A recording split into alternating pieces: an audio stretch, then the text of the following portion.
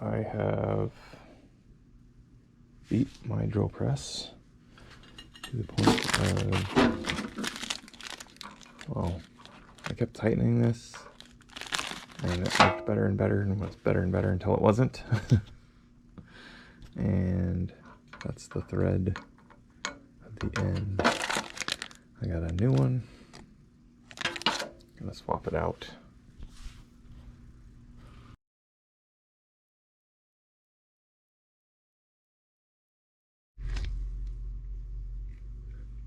Buttons. Anyway, I need this. Looks like that goes out that way somehow. Maybe there's some sort of clip on there, in there, somewhere. I wonder.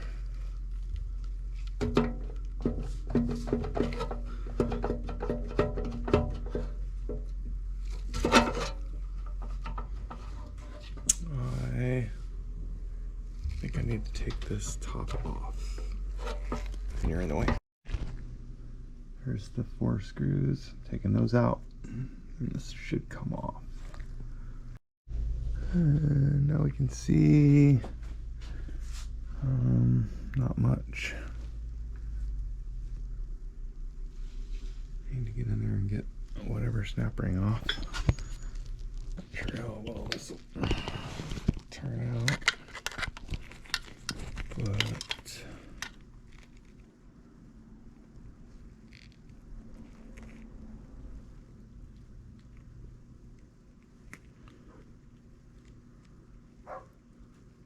there's the snap ring. Gotta get that out of there. So I'm gonna pull that off. Take this out. Take that out. And then this will come out. So apparently there is a spring in there.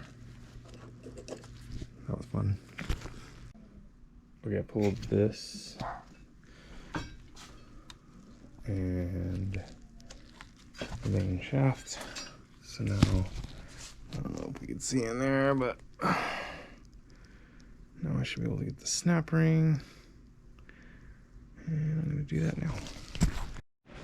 I think it's safe to say things escalated a little. This snap ring in here is a pain. Got a light in there. You can see it, but it's right there.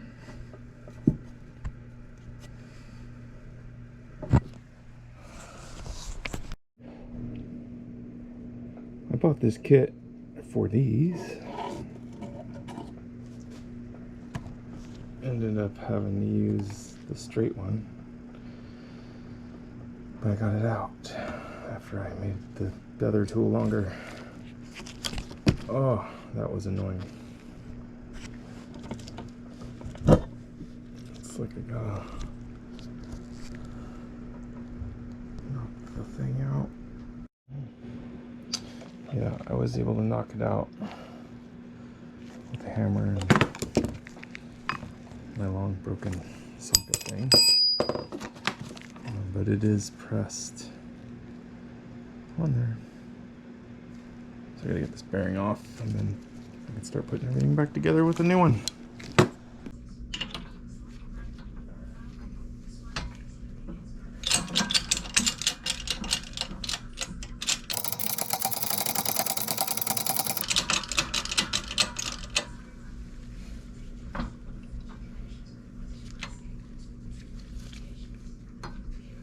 Okay.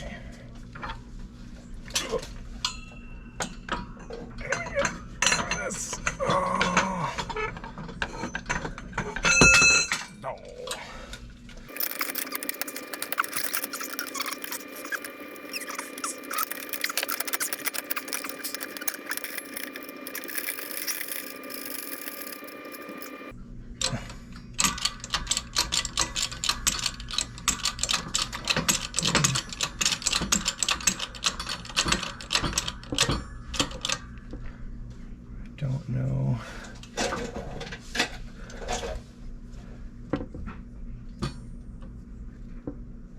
How far in that needs to go. There was a weird little thing in there.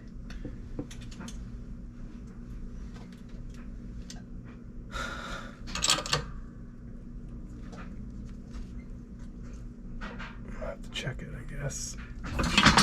Should have made note of that.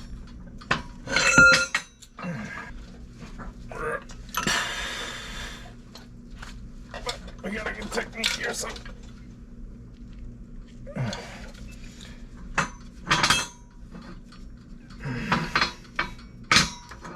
Let's get these out in the way of fallings.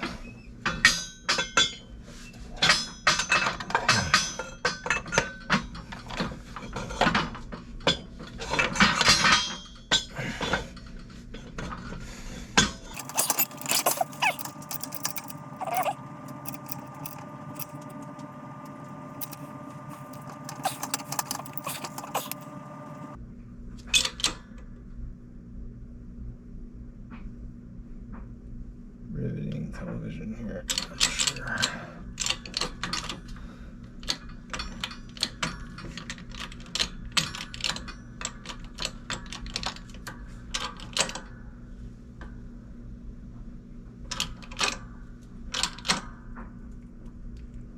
Don't think I want to give it much more than that.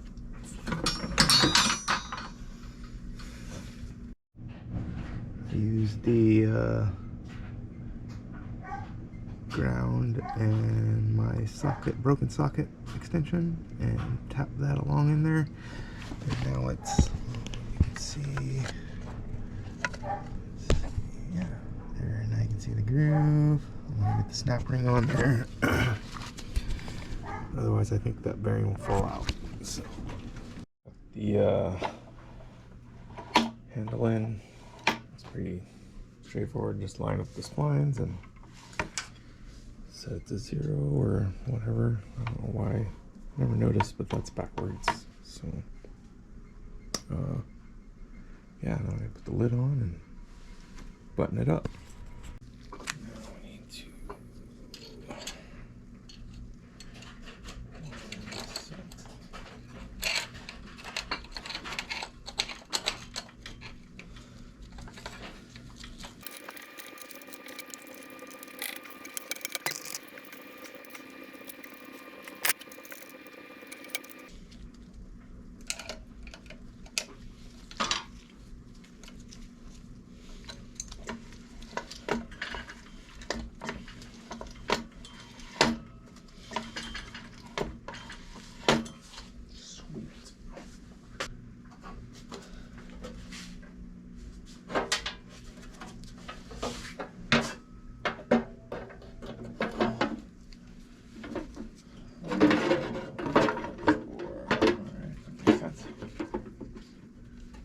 mount these screws. Part of the problem here is this had grease all inside it. I don't know why. Probably because they just greased all this stuff up and then put it together, but there shouldn't be any kind of grease on the tapered part. There.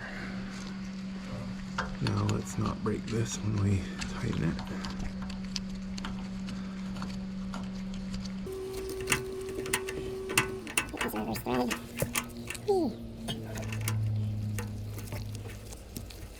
Okay, there we go. And now we just want to tighten it snug.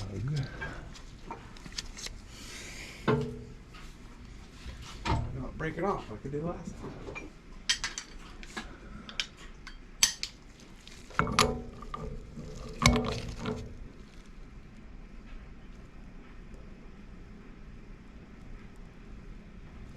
There. That's just as tight as I can get it, and we'll see if it slips when we get in there. Start running it again. Don't mind that spare shaft. I ordered that on accident. If you don't know, you got your spindle speeds up here. There's even the recommended speeds. You get into stainless and steel and all that stuff.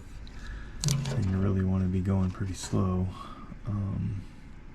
So I just set mine all the way down low, and it'll take big old chips off.